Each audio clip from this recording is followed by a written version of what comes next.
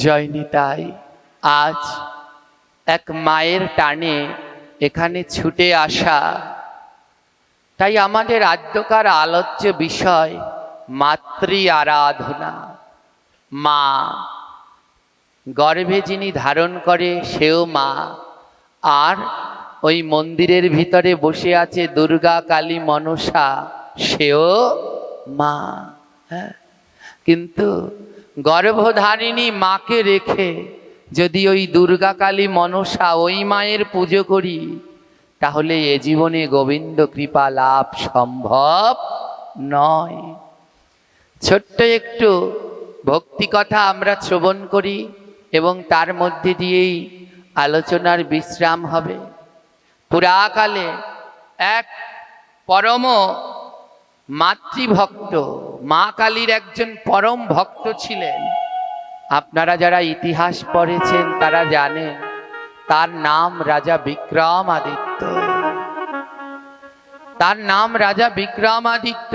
সে মা কালীকে খুব পছন্দ করতেন, মায়ের আরাধনা করতেন, অন্য ভজন তিনি করতেন না। অনাবরত মাতৃ আরাধনায় দিবারাত্রি ডুবে থাকতেন। মা কালীকে তিনি এত ভালোবাসতেন, মা কালীর জন্য সোনা দিয়ে একটা খাট বানিয়েছে। এই খাটে মা কালী ঘুমাবে। মা কালীর জন্য সোনা দিয়ে থালা গ্লাস বানিয়েছে, যেন মা এই সোনার থালা গ্লাসে ভোগ গ্রহণ করে। শুধু তাই নয়, মা কালীর জন্য একটা পুকুর খনন করেছে, আজও আছে। উজ্জয়িনীতে বাস করতেন এই রাজা শিপ্রা নদীর তীরে। এই মধ্যপ্রদেশে শিপ্রা নদীর তীরে সেইখানে রয়েছে মহাকালীর মন্দির। এই মহাকালীর মন্দির প্রতিষ্ঠা করেছিলেন রাজা বিক্রমাদিত্য। বিক্রমাদিত্য মা কালীকে এত ভালোবাসতেন, তার জন্য একটা পুকুর খনন করেছে, যে এই পুকুরে আমার মা কালী প্রতিদিন স্নান করবে। বিক্রমাদিত্যের ঘরে তার 90 বছরের বৃদ্ধ মা ছিল। বিক্রমাদিত্য তার গর্ভের মাকে একদিনও দেখতে যেত না, কিন্তু সারা দিন বসে থাকতো মা কালীর মন্দিরে।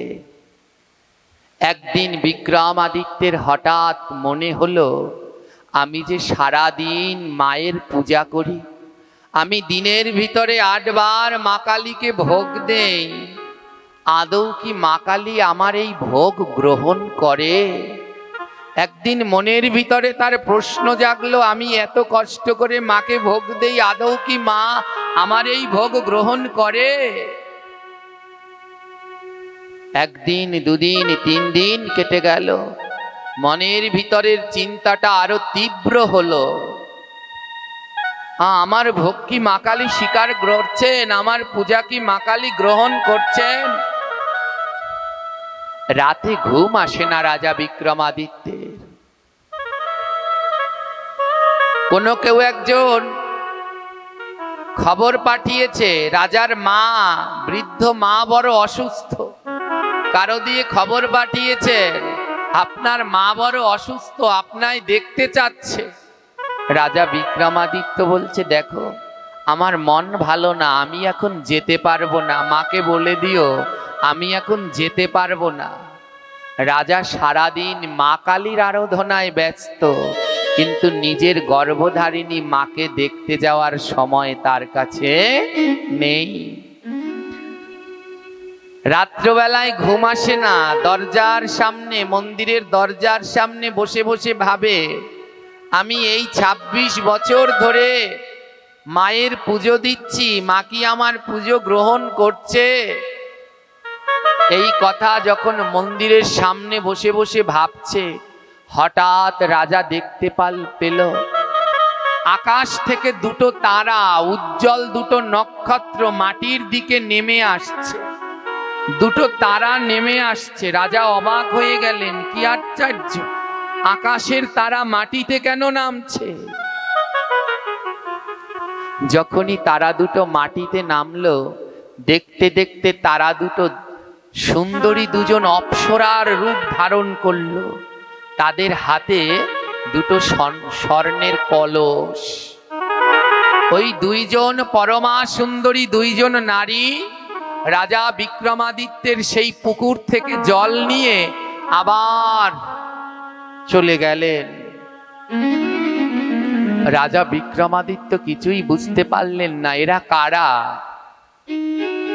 কোথা থেকে এলো, এখান থেকে জল নিয়ে কি করছে, এ জল দিয়ে এরা কি করবে, এত অপরূপ সুন্দরী এরা কোথা থেকে এলো, কেন এলো, আর এখান থেকে জল নিল কেন, এ জল দিয়ে কি করবে। রাজার চিন্তা আরো বেড়ে গেল। রাজা পরের দিন আবার লুকিয়ে রইল, দেখি তো আজও আসে কিনা। পরের দিনও ঠিক গভীর রাত্রে আবার সেই দুটো তারা নেমে আসলো, সোনার কলসিতে করে জল নিয়ে আবার চলে গেল। রাজা বলল, না, কালকে আমাকে এদের ধরতে হবে, এদের না ধরলে বোঝা যাবে না এরা কারা আর এখানে কেন আসে।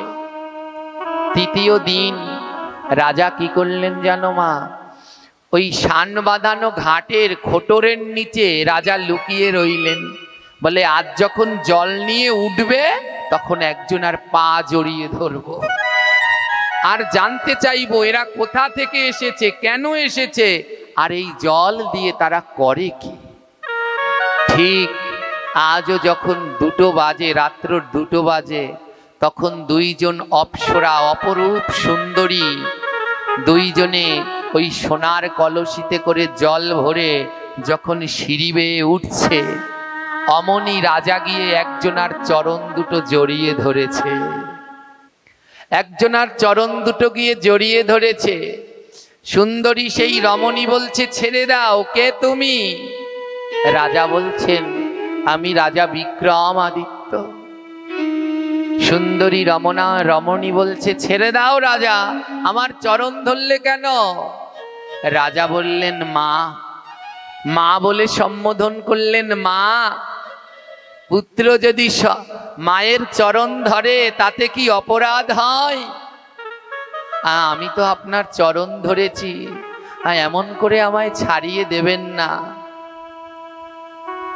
সেই সুন্দরী অপরূপা নারী রাজার কথায় মুগ্ধ হয়ে বললেন, বলো কেন আমার চরণ জড়িয়ে ধরছো। রাজা বললেন, আমার মনের কৌতূহল মিটাও। আমি 3 দিন ধরে লক্ষ্য করছি তোমরা দুজন আকাশ থেকে নেমে আসো তারা হয়ে, আর এখান থেকে স্বর্ণের কলসি করে জল নাও। আমার প্রথম প্রশ্ন, তোমরা দুজন কে? দ্বিতীয় প্রশ্ন, এই জল নিয়ে কি করো। সুন্দরী রমণী দুইজন উত্তর দিল, শোনো, আমরা দুজন হলো মা কালীর প্রিয় সখী, আমার নাম জয়া আর আমার নাম বিজয়া। রাজার 2 নয়ন থেকে টপ টপ করে জল ঝরছে। কি বলো, তোমরাই আমার মা কালীর সেই প্রিয় সহচরী জয়া আর বিজয়া। দ্বিতীয় প্রশ্ন, কোথা থেকে এসেছো। আমরা প্রতিদিন কৈলাস থেকে আসি। তৃতীয় প্রশ্ন, এই জল নিয়ে কি করো। জয়া বিজয়া বললেন, আমাদের মা তো বৈষ্ণবী, তাই ব্রহ্ম মুহূর্তে আমাদের মা স্নান করে। হে রাজা বিক্রমাদিত্য, তোমার এই পুকুরের জল দিয়ে আমাদের মা জগৎ জননী কালী তিনি প্রতিদিন এই পুকুরের জল দিয়ে স্নান করে, তাই আমরা এই পুকুর থেকে জল নিয়ে যাই। এই কথা শুনে রাজার আনন্দ আর ধরে না। আহা, তার মানে আমার পুকুর খননটা কাজে লেগেছে, আমার পুকুরের জলে মা কালী প্রতিদিন স্নান করে। বা রাজা জয়া বিজয়ার চরণ ধরে বলছে, ও মা জয়া বিজয়া, আমার আরেকটা উপকার করবে। বলে, কি উপকার। জানো মা, আজ কত রাত্রি ধরে আমি ঘুমাই না, আমার মনের ভিতরে একটা প্রশ্ন। আজ 25 বছর ধরে আমি মা কালীকে ভোগ দেই, নৈবেদ্য দেই, কিন্তু আজও আমি বুঝতে পারি না মা কালী কি আমার হাতে সেবা গ্রহণ করেছে। জয়া বিজয়া মা, তোমরা কৈলাসে গিয়ে মা কালীর কাছে প্রশ্ন করবে, মা কালী কি আমার সেবা গ্রহণ করেছে, আমার সেবায় কি কোনো ভুল আছে? জয়া বিজয়া বলল, চিন্তা করো না, কালকে উত্তর দেব। আবার চলে গেলেন জয়া বিজয়া। পরের দিন যখন জল নিতে আসলেন, ছুটে গেলেন রাজা বিক্রমাদিত্য। কি গো, জানতে পেরেছো মা কালী কি বলল? জয়া বিজয়া বলল, শোনো রাজা, মা কালীর কাছে জিজ্ঞেস করেছিলাম, মা দুর্গার কাছে জিজ্ঞেস করেছিলাম, তুমি কি রাজা বিক্রমাদিত্যের পূজা গ্রহণ করো? মা দুর্গা সঙ্গে সঙ্গে বলে দিলেন, না, আমি ওই রাজার পূজা গ্রহণ করি না। 25 বছর ধরে ও যতবার আমায় ভোগ দিয়েছে, একবারও ওর ভোগ আমি গ্রহণ করি নাই। দ্বিতীয় প্রশ্ন, আমার পুজোয় ভুল কোথায়? জয়া বিজয়া বললেন, আমরা প্রশ্ন করেছিলাম ওর পুজোয় ভুল কোথায়। মা দুর্গা উত্তরে বললেন, ওর পূজার শুরু থেকে শেষ সবই ভুল।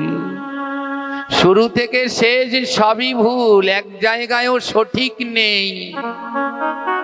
রাজা বিক্রমাদিত্য কাঁদছে, 25টা বছর ধরে সেবা দিলাম, এক বেলাও মা গ্রহণ করলেন না। রাজা বিক্রমাদিত্য জয়া বিজয়াকে বললেন, মাগো, তাহলে আমার আরেকটা অনুরোধ রাখো। কি? মা কালীর কাছে জিজ্ঞেস করবে, কেমন ভাবে পুজো দিলে পরে মা কালী পুজো গ্রহণ করে, কোন মন্ত্রে কোন উপাচারে পুজিলে সে আমার সেবা গ্রহণ করবে, একটু জেনে আসবে। জগতে কার হাতে মা কালী খায়? আমি প্রতিদিন মা কালীকে সোনার থালা সোনার গেলাসে করে দেই, কই আমার হাতে তো খেলো না, আমার হাতে তো সেবা করলো না। একটু জেনে আসবে কার হাতে মা কালী খাবার গ্রহণ করে, কার হাতে সেবা গ্রহণ করে। রাজা বলছে, আমি তার বাড়িতে যাব, সে কেমন ভাবে সেবা করে, তার সেই সেবা দেখে আমি সেবাটা শিখে নেব। জয়া বিজয়া জল নিয়ে আবার মা কালীর কাছে গিয়ে প্রশ্ন করলেন, মা, রাজা জানতে চেয়েছে তুমি কার হাতে সেবা গ্রহণ করো, তুমি কার হাতে সেবা গ্রহণ করো, কেমন ভাবে সেবা দিলে তুমি নেও মা? মা কালী বলে দিলেন। জয়া বিজয়া পরের দিন যখন আসলেন, রাজা ছুটে গেলেন, বলো মা কি বললেন, মা দুর্গা কি বললেন বলো। জয়া বিজয়া বললেন, শোনো, মা দুর্গা বলে দিয়েছে তোমার বাড়ির পিছনে একটা মেথর বাস করে, তোমার ঘরের পিছনে এক মেথর বাস করে। মা দুর্গা প্রতিদিন সেই মেথরের হাতে সেবা করে। রাজা বলছে, কি বলো? আমার ঘরের পিছনে যে মেথর আছে তার ঘরে সেবা করে? হ্যাঁ, আমি তো যতদূর জানি ওই মেথরের বাড়িতে কেউ যায় না, কেউ থাকে না। রাজার ঘরের পিছনে এক মেথর বাস করতেন মা। ওই মেথরের মায়ের বয়স ছিল 90 বছর, আর তার মায়ের গায়ে হয়েছিল কুষ্ঠ রোগ। তার জন্যে মেথরের বউ, মেথরের সন্তান সবাই মেথরকে ছেড়ে চলে গেছে। মেথরের স্ত্রী বলছে, যদি তুমি তোমার মাকে ছাড়তে পারো তাহলে আমাদের কাছে থাকবে। মেথর স্ত্রীকে বলে দিলেন, তোমরা যারা যারা দুদিনের, তোমরা আমাদের দুদিনের অতিথি, কিন্তু আমার মা, যেদিন আমার কেউ ছিল না সেদিন আমার মা ছিল, তাই আমি সবাইকে ছাড়তে পারবো, কিন্তু আমার মাকে ছাড়তে, তোমাদের যাদের যাদের ইচ্ছা চলে যেতে পারো। স্ত্রী সন্তান সবাই চলে গেলেন, কিন্তু মেথর তার মাকে ছেড়ে গেলেন না। সবাই জিজ্ঞেস করে, মেথর তুমি কার সাথে থাকো? মেথর বলে, আমি আমার মায়ের সাথে থাকি। মা আমার সাথে থাকে না, আমি মায়ের সাথে থাকি। হ্যাঁ, এ জগতে বর্তমান সময়ে ধর্মকর্ম তো পরের কথা মা। আগে যদি ঘরেই শান্তি না থাকে তো ধর্মকর্ম কিভাবে পালন করবে? আজ প্রত্যেক ঘরে ঘরে বৃদ্ধ মায়েদের নয়নে অনাবরত জল ঝরছে, তাদের তাদের আঁচলের জল আর শুকাচ্ছে না। ছোটবেলায় ওই মায়ের কোলে আমরা প্রস্রাব করতাম, আমাদের সেই প্রস্রাবে মায়ের আঁচল ভিজা থাকতো। আর এখন নাকি বড় হয়েছি, মা বাবার সাথে খারাপ আচরণ করি, আর সেই খারাপ আচরণে মা বাবা কাঁদে, তাদের নয়নের জলে তাদের শাড়ির আঁচল ভিজে থাকে। দুঃখিনী মায়ের আঁচল আর শুকালো না। মেথর তার মাকে ছেড়ে যায়নি। হ্যাঁ, মেথর তার মাকে ছেড়ে যায়নি। বলে মা আমার সাথে থাকে না, আমি মায়ের সাথে থাকি। এই কথাটা যেই দিন প্রত্যেক ঘরে ঘরে বাস্তবায়িত হবে, সেই দিন মনে রাখবেন এই সমাজে শান্তি ফিরবে। এ জগতে ভগবানকে পেতে হলে 5খানা সিঁড়ি পার হতে হয়। তার প্রথম সিঁড়ি মা, দ্বিতীয় প্রথম মাতা, দ্বিতীয় পিতা, তৃতীয় গুরুদেব, চতুর্থ বৈষ্ণব, পঞ্চম গ্রহন্ত। এই 5 সিঁড়ি লালন না করলে কোনোদিন গোবিন্দ পাওয়া যায় না। এই 5টা সিঁড়িকে অন্তরে লালন করতে হয়। মহাপ্রভু সন্ন্যাস নিয়ে গিয়েছিলেন, কিন্তু সচিমাকে ভোলেননি। পড়ে দেখবেন প্রতি বছর রথযাত্রার সময় সচিমায়ের জন্য শাড়ি পাঠাতেন, হ্যাঁ, সরু চাল পাঠিয়ে দিতেন, কত প্রসাদী দ্রব্য পাঠাতেন সচিমায়ের জন্যে। ভগবান শিক্ষা দিলেন, মাকে ভুললে কোনোদিন ধর্ম হয় না। প্রভু শ্রী রামচন্দ্র শিখালেন, তিনি ভগবান। আমরা সকালবেলা ঘুম থেকে উঠে সবার আগে সূর্যকে প্রণাম করি, আর রামচন্দ্র বললেন আমার জীবনের সূর্য হলো পিতা। রামচন্দ্র ঘুম থেকে উঠে আগে পিতার চরণে গিয়ে প্রণাম করতেন। ভগবান শিক্ষা দিলেন, কিন্তু আমরা তা বাস্তব জীবনে পালন করতে পারলাম না। রাজার বাড়ির পিছনে যেই মেথরটি থাকতো, সেই মেথর তার মাকে ছেড়ে যায়নি। মায়ের কুষ্ঠরোগ তো, তাই সবাই ভয় পায়, ছোঁয়া লেগে যদি অন্য কারো হয়, তাই মেথরকে কেউ কাজে নেয় না। তাই মেথর প্রতিদিন ভিক্ষা করে, ভিক্ষা করে ওই চিড়ে বাতাসা যা পায়। মেথরের ঘরে ছিল একটা রাধা কৃষ্ণের ফটো, ওই ভাঙা রাধা কৃষ্ণের ছবিটায় ওই চিড়ে বাতাসা যা পায় ও দিয়ে ভোগ লাগায়। তারপরে সেই প্রসাদ মা আর সন্তান মিলে পায়। জয়া বিজয়া বলল, শোনো রাজা, তুমি যদি মায়ের পূজা শিখতে চাও, মা দুর্গা বলে দিয়েছে মেথরের বাড়িতে যাও। রাজা বলছে, মেথরের বাড়িতে যাব মায়ের পূজা করতে? ও তো কোনো মন্ত্রতন্ত্রই জানে না, ওর বাড়িতে গিয়ে কি পুজো শিখবো? রাজা বলছে, না, মা যখন আদেশ করেছে তাহলে যাই। রাজা মেথরের বাড়িতে যখন গেল, তখন সন্ধ্যা হয়ে আসলো। মেথর রাজাকে দেখে ভয়ে তরতর করে কাঁপছে। রাজা মশাই, আপনি এলেন আমার ঘরে? মেথর রাজা বলছেন, তোমার কাছে আমি কিছু জানবার জন্য এসেছি মেথর। মেথর বলছে, রাজা মশাই, আপনি এমন সময় এসেছেন, এখন আমার সময় নেই। বলে কেন? বলে এখন সন্ধ্যাবেলা তো, আমি এখন মায়ের পুজো করব। রাজা বলছেন, আমিও তো দেখতে এসেছি তুমি কেমন করে মায়ের পুজো করো, আমিও তো মায়ের পুজো দেই, কিন্তু মা তো আমার হাতে খায় না। আজ আমি দেখব তুমি কেমন করে মায়ের পুজো দাও, যে মা তোমার হাতে খাচ্ছে। আমি একটু দেখব। মনে মনে ভাবছে, ও মা, রাজা পুজো দেয় ওই মাটি দিয়ে তৈরি করা মায়ের, আর মেথর পুজো দেয় রক্ত মাংসে তৈরি করা মায়ের। রাজা ভেবেছে মেথর বোধহয় মা কালীর পুজো করবে। মেথর বলছে, রাজা এখন আর আমার কথা বলার সময় নেই, এখন আমার মায়ের পুজোর সময় হয়েছে। তাড়াতাড়ি করে প্রদীপ গুছালো, মালা গাঁথলো, চরণ জল করবার জন্যে পাত্র আনলো, জল আনলো, বসবার জন্যে একটা ভাঙা চেয়ার কোন রকমে দাঁড় করিয়ে আসন দিলেন। রাজা বললেন, দেখি তো ঘরের ভিতরে কোনখানে ওর মা কালীর প্রতিমাটা রাখা।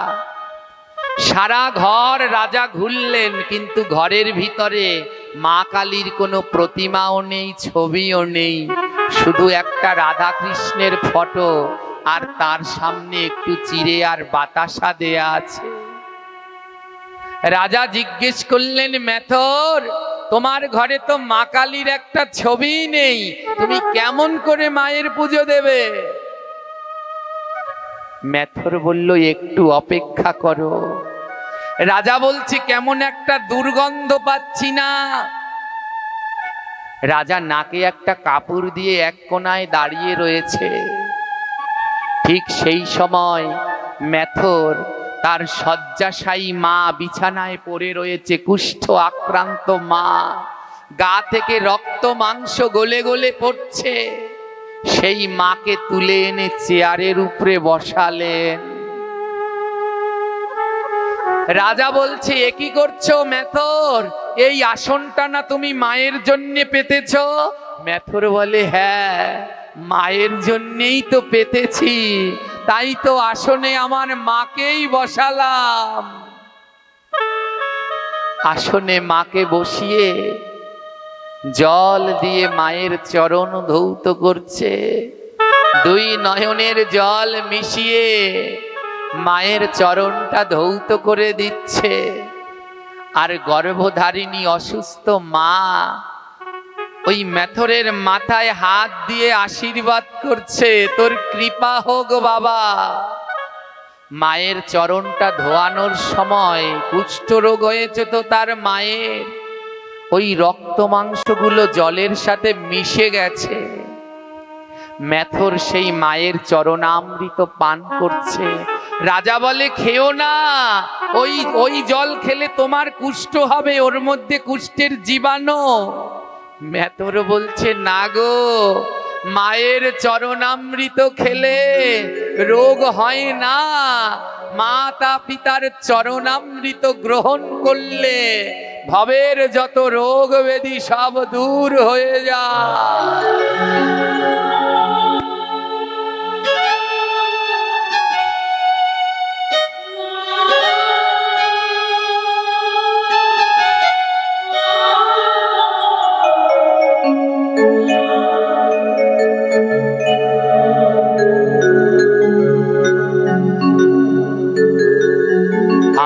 মেথর তার গর্ভধারিণী মাকে ধূপ প্রদীপ দিয়ে আরতি দেখাচ্ছে, ফুলের মালা বানিয়ে মায়ের গলায় পরিয়েছে, মায়ের চরণ পূজা করছে। হে কৃষ্ণ ভক্ত, মাতৃমণ্ডলীগণ, ভক্তগণ, বাড়িতে কত গুরু গোসাই বৈষ্ণব আসে, আসার সাথে সাথে জল নিয়ে তাদের চরণ ধোয়ান, গলায় মালা পরান, মন্দিরে মা কালীর পুজো দেন, কিন্তু একদিন কি জ্যান্ত ভগবানের পুজো করেছেন? এ জগতে জ্যান্ত ভগবান দুইজন, মাতা আর পিতা। তাদের কৃপা আশীর্বাদ ছাড়া কিচ্ছু পাওয়া যায় না।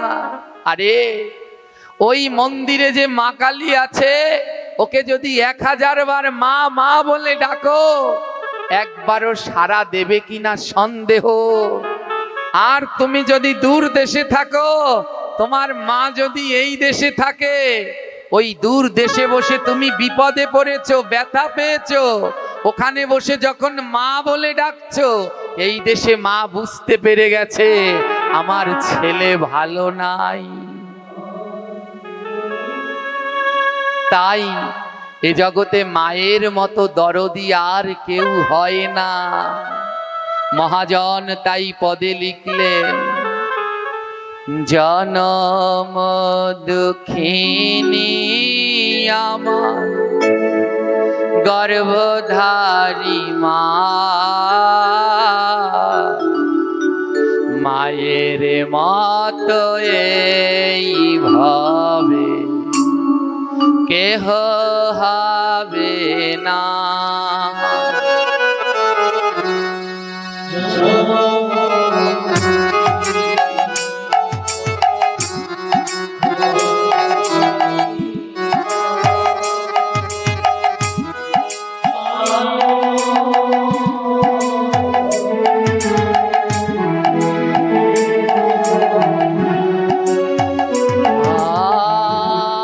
জনম দুঃখিনী আমার গর্ভধারী মা, মায়ের মতো এত আপন কেহ হবে না। জনম দুঃখিনী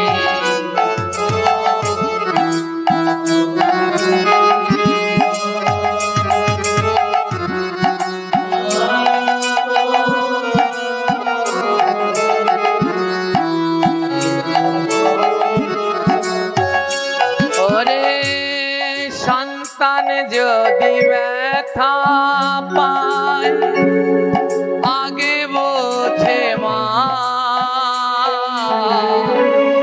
সন্তান যদি ব্যথা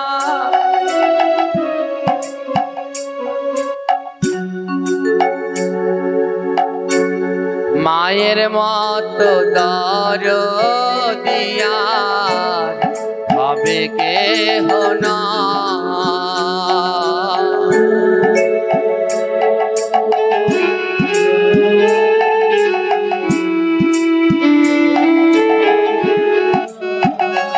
ওরে সন্তান যদি ব্যথা পায় আগে বোঝে মা, মায়ের মতো দরদি আর ভাবে কেহ না।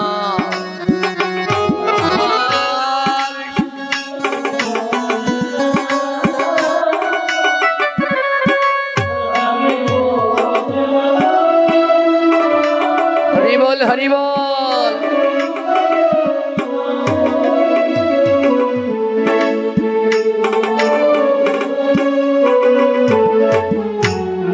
দাও দাও দাও মা গো তোমার চরণ ধুলে, শিরের ভূষণ করি মাথায় তুলে রাখি।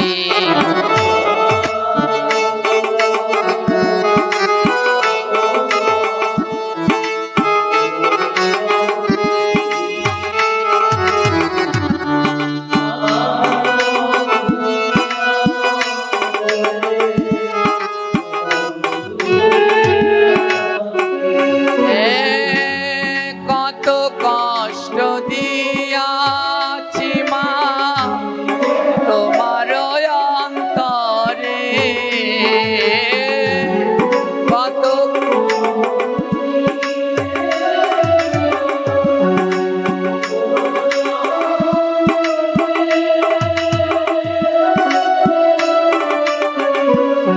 ক্ষমা করে দিও মাগো অধমে সন্তান রে।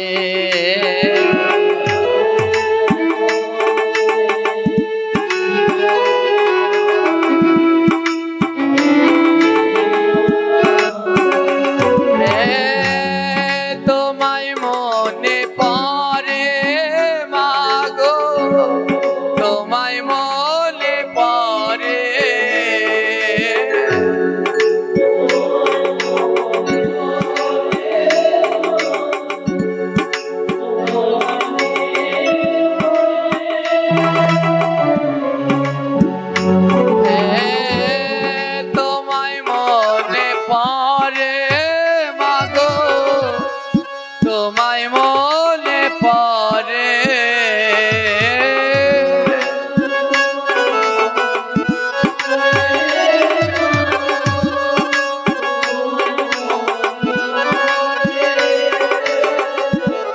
তোমার মতো ভালো তোকে পাশে নাই আমারে।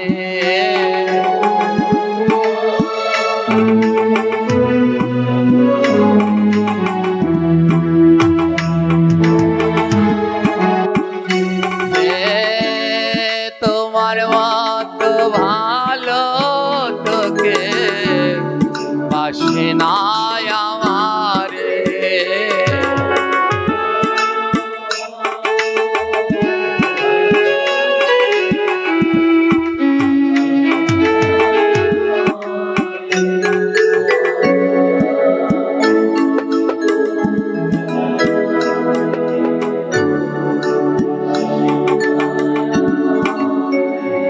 ওরে জনম দুঃখিনী আমার গর্ভধারী মা,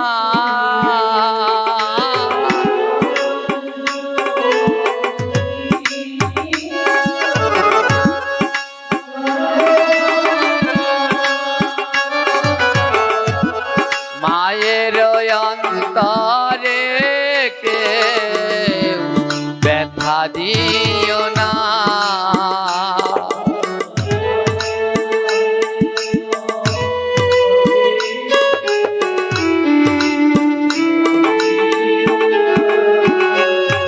ওই গয়া যাওয়ার কাশি যাও, যাও রে বৃন্দাবন।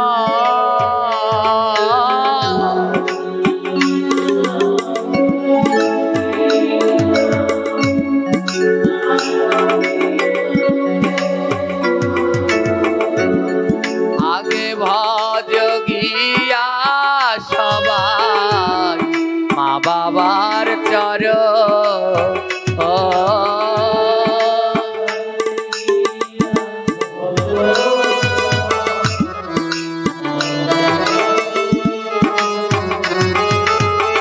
ওই গয়াগাসী বৃন্দাবনে গেলে যে ফল পাবে, সেই ফল তখনই পূর্ণ হবে যদি মাতা পিতার চরণ ভজন করতে পারো। কত সাধুগুরু বৈষ্ণবের চরণ ধুলা মাখলে, কত বৈষ্ণব পেয়ে বুকে জড়িয়ে ধরলে, কিন্তু একবারও কি মা বাবার চরণের ধুলা নিয়েছ? একবার কি মা বাবাকে বুকের মাঝে জড়িয়ে ধরেছ? মরার পরে ছবিতে মালা দিয়ে খেতে দিলে লাভ নেই, জীবিত থাকতে এদের পূজা করো। তাই এক বিশেষ অনুরোধ, এইখানে যদি কোনো সন্তান, ভাগ্যবান সন্তান থেকে থাকে, তার মা কিংবা বাবা এখানে উপস্থিত, করজোরে অনুরোধ করছি একবারটি গিয়ে তার মা বাবাকে প্রণাম করুন, বুকের মাঝে জড়িয়ে ধরুন। আপনার এই হরিকথা শোনা সার্থক হবে। মাতা পিতাকে সঙ্গে নিয়ে যারা হরিকথা শুনতে পারে তাদের জীবন ধন্য। এমন ধন্য জীবন হয়েছিল দুইজনার, রায় ভবানন্দ আর সেন শিবানন্দ। একজন পঞ্চপুত্রে কৃষ্ণের ভজন করেন, আরেকজন তিন পুত্র সঙ্গে নিয়ে নৃত্য করেন। তাই এইখানে যদি কৃষ্ণ ভক্ত আসেন, যার মা কিংবা বাবা এই আসরে আছে, একবার তাদের সাথে কৃষ্ণ ভজন করে নিন। কারণ এই মাতা পিতা এমন ধন, হারিয়ে গেলে আর পাবেন না। মহাজন লিখলেন, এই জগতে সে বড় অভাগা ভাই, মা বলিয়া ডাকা যার কেহ না।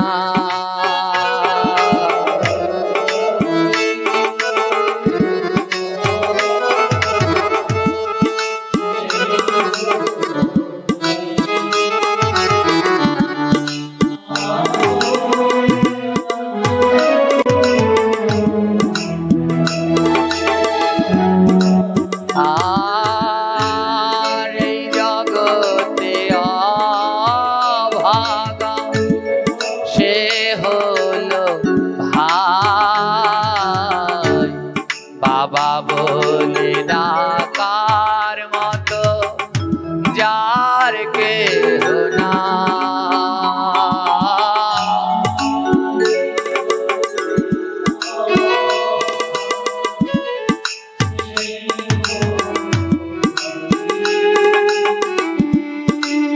হরি বল হরি বল।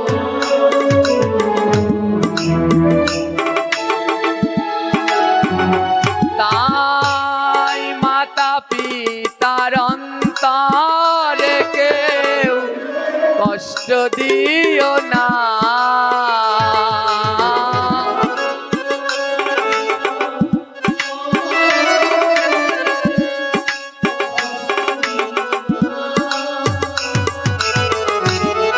মাকা দিলে হয় না খুশি ওই কালো সোনা।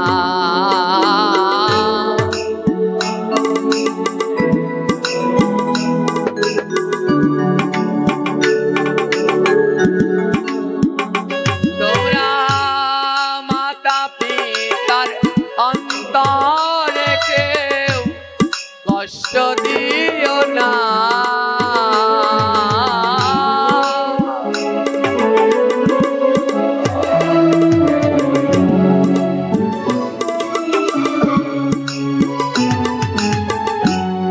মায়ের মতো এমন বান্ধব আর পাবে না।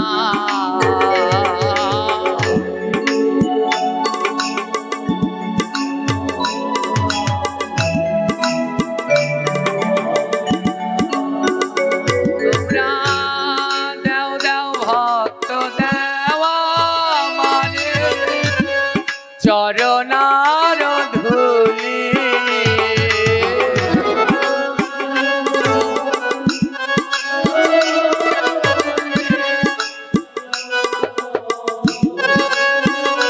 তোমরা দাও দাও ভক্ত দেওয়া মানে চরণার ধূলে।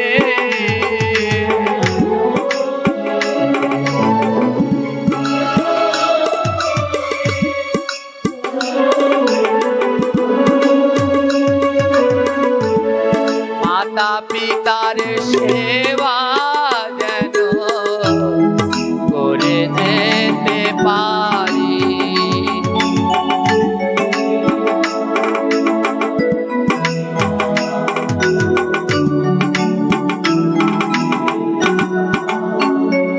ওরে আয় আয় ভক্ত একবার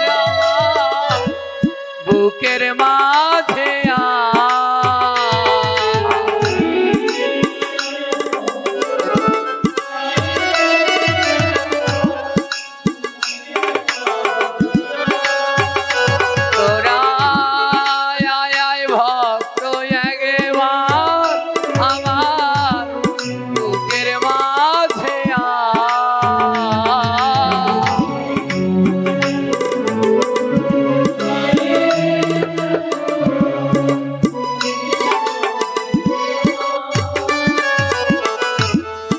আমার দেহে কত পাপ হয় নাই রেখা।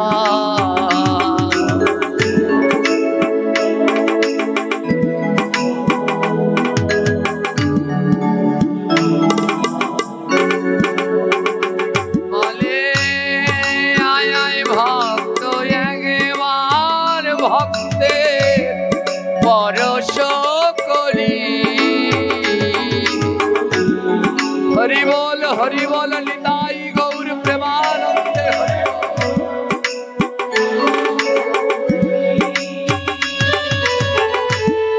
পাপে পাপে ভরে গেছে এই দেহ তোরি।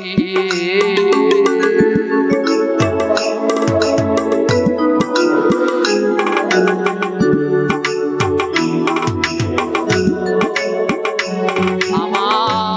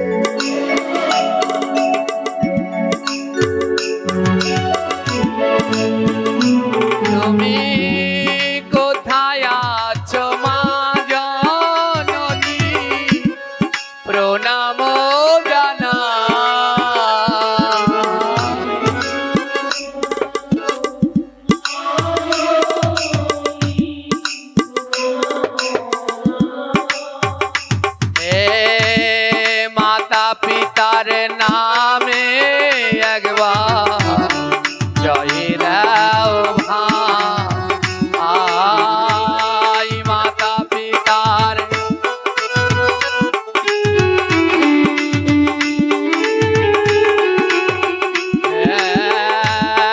মাতা পিতার নামে একবার জয় দাও ভাই মাতা পিতার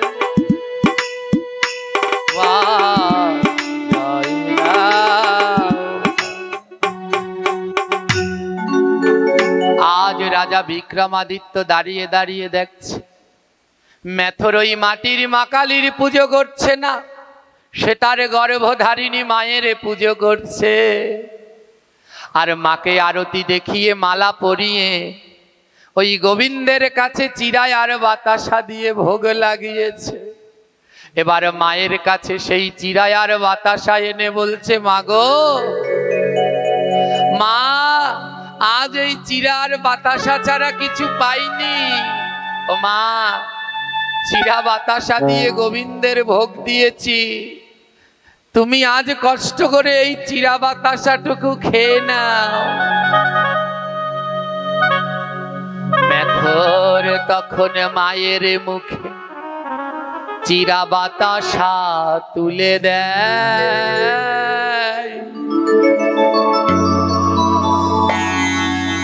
কয়েকটা চিরা দেখো নিচে পড়ে যায়।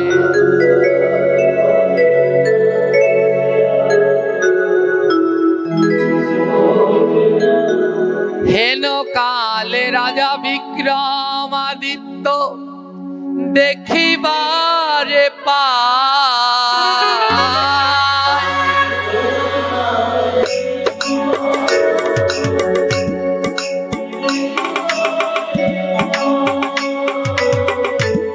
সেই চিরা কুড়াইয়া খায় দশভুজা মা।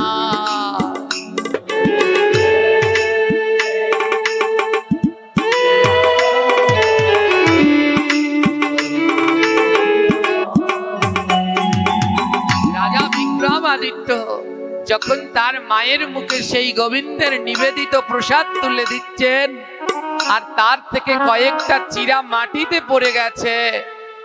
মেথর যখন তার মায়ের মুখে চিরা তুলে দিচ্ছে, তা থেকে কয়েকটা চিরা মাটিতে পড়েছে। রাজা বিক্রমাদিত্য দেখলেন যেই চিরাগুলো মাটিতে পড়েছে, সেই চিরাগুলো সাক্ষাৎ মা দুর্গা কুড়িয়ে কুড়িয়ে খাচ্ছেন। রাজা সঙ্গে সঙ্গে মাটিতে লুটিয়ে পড়ে বললেন, মা, জগৎ জননী মা, আমি তোমায় সোনার থালা গেলাসে খেতে দেই। কই তো তুমি তো সেই সোনার থালা গেলাসে খেলে না, আর এই মেথর তোমায় করে থালায় দিয়েছে, নারিকেলের আইচায় জল দিয়েছে, তুমি খাচ্ছ। মা দুর্গা বলছে, রাজা, তুই আমার সোনার থালা গেলাস ভর্তি করে অন্ন ব্যঞ্জন দিস, কিন্তু গোবিন্দের প্রসাদ দেসনি। ওই থালা ভরে অন্ন ব্যঞ্জন দিয়েছিস, আরে আমি জগৎ জননী দুর্গা, তোরা দুই হাতে গোবিন্দের করজোড়ে বন্দনা করিস, আর আমি 10 হাতে জয় গোবিন্দ জয় গোপাল বলে বন্দনা করি।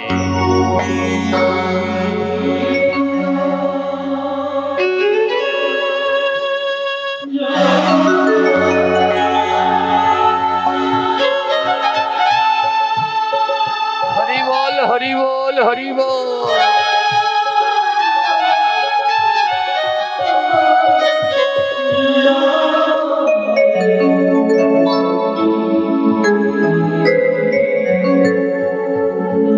রাজা, তোর হাতে কেন আমি খাই না জানিস?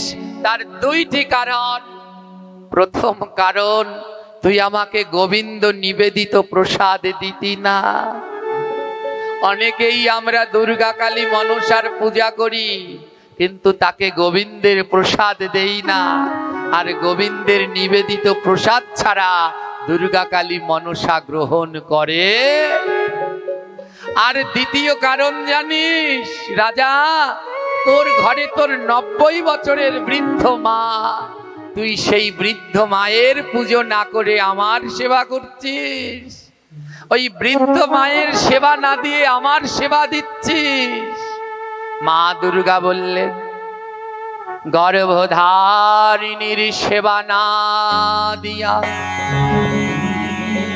যদি আমার সেবা দেয়, জানিয়া রাখিও তার পূজা নাহি হয়। বলে গর্ভধারিণীর সেবা না দিয়ে যদি ওই মা কালীর পূজা দাও, কোনোদিন মা কালীর পূজা হবে না। রাজা বুঝতে পারলেন তার অপরাধ। রাজা বললেন, আর না, অনেক ডেকেছি হে মা পাষাণ কালী, আর তোরে ডাকবো না। রাজা ছুটতে লাগলেন। ছুটতে ছুটতে রাজা বাড়িতে গেলেন, গিয়ে দেখে তার বৃদ্ধ মা কাঁদছে। রাজা বলছে, মা তুমি কাঁদছো কেন? তোমার তো এত বড় রাজপ্রসাদ দিয়েছি, অট্টালিকা দিয়েছি, তোমার কি অভাব আছে? রাজার বৃদ্ধ মা বলছে, শোন রাজা, অট্টালিকায় টাকা পয়সায় সুখ হয় না। সারাদিন পরে সন্তান যখন এসে মা বলে ডাক দেয়, বুকের মাঝে জড়িয়ে দেয়, একসাথে মায়ের সাথে খাবার খায়, এর থেকে আনন্দ আর সুখের কিছু হয় না।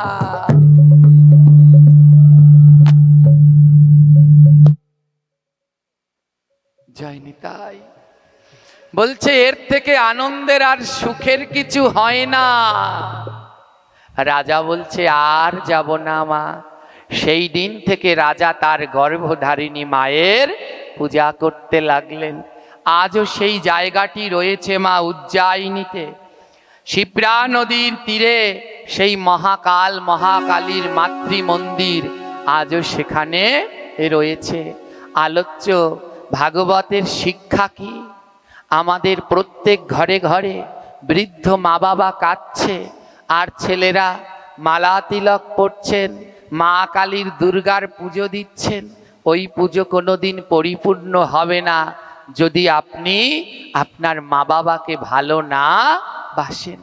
অনেকে বা ভক্তিপথে এসেছি, মা বাবা আসেনি, তাই মা বাবাকে ছেড়ে দিয়েছি, মোটেই করা যাবে না। ভক্তিপথে আসলে মা বাবা যদি না আসে, তাকে ছেড়ে আসা যাবে না।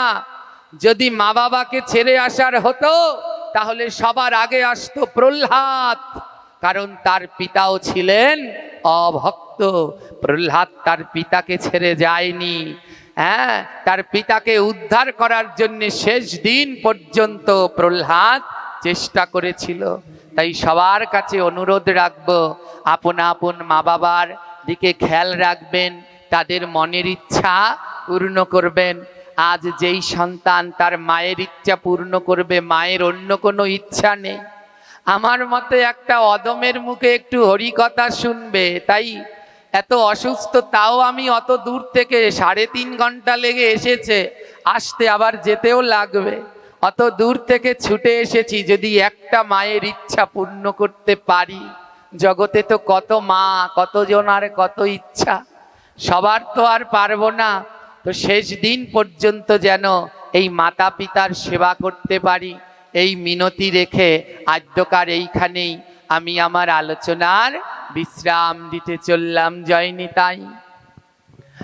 আর আদ্যকার এই ভাগবত পাঠ উৎসর্গ করা হলো, নাম হলো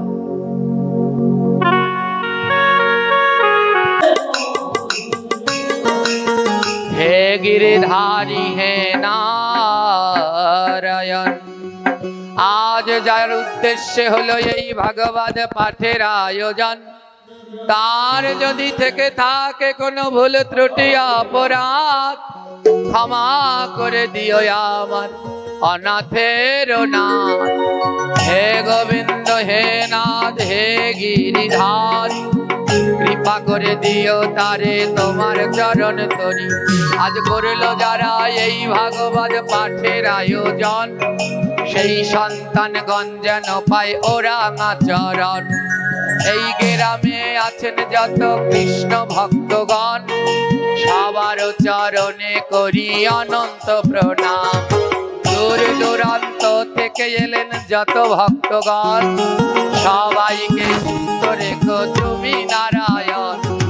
এই ভাগবত যারা শুনলেন, যারা গাইলেন গান, তারাও যেন পায় তোমার রাঙা চরণ। এবার নিতাই গৌর হরি বলে ভক্তবৃন্দ সবাই মিলে প্রেমানন্দে ধ্বনি করো দুই বাহু তুলে। জয় জয় শ্রী নিতাই গৌর প্রেমানন্দে, হরি হরি বল মন হরি বল। সর্বসাধু গুরু বৈষ্ণব গোসাই প্রীতি প্রেমানন্দ, হরি হরি বল। সবাই ভালো থাকবেন, সুস্থ থাকবেন, ভগবানের নামের সাথে থাকবেন, জপের সাথে থাকবেন, প্রসাদের সাথে থাকবেন, শুদ্ধ ভক্তের সাথে থাকবেন। তাই শেষের বেলায় আমি যেটা বলি, যদি থাকে লেখা আবার হবে লেখা। সেই পর্যন্ত সবাই ভালো থাকুন। জয় নিতাই। এবার কিছু সবাই বাবার কীর্তনে সবাই আনন্দে মেতে উঠুন। জয় নিতাই। যদি থাকে লেখা আবার হবে দেখা। হা হা এইখানেতে বলে যাই সবাই টাটা বাই বাই।